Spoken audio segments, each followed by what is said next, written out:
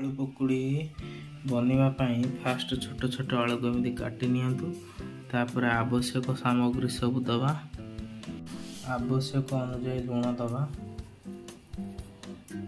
तापर काटी रखिथिबा कंचा लंका पकेबा, तापर भुसुंगा पत्र पकेबा, तापर कटा पियाज दबा,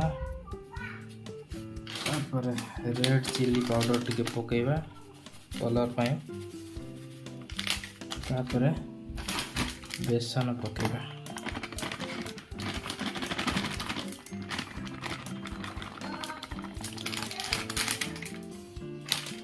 तापर को भलसे गोली दबा। एथिरे छोट छोट आलू कटा है आगु रही एवं बेसन पियाज भेरसुंगा पत्र कंचा लंका लंका गुंड सब गोला है तापर को तेल रे छाणीबा।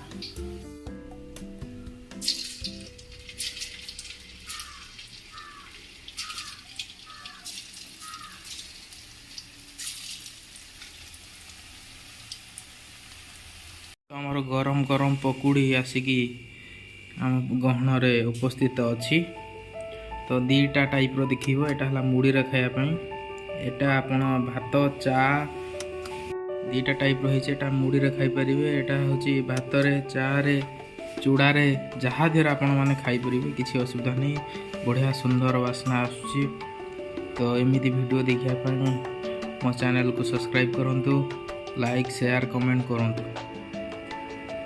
आसंतु गोटे पकुड़ी टेस्ट करी देखिबा केमिति हिची।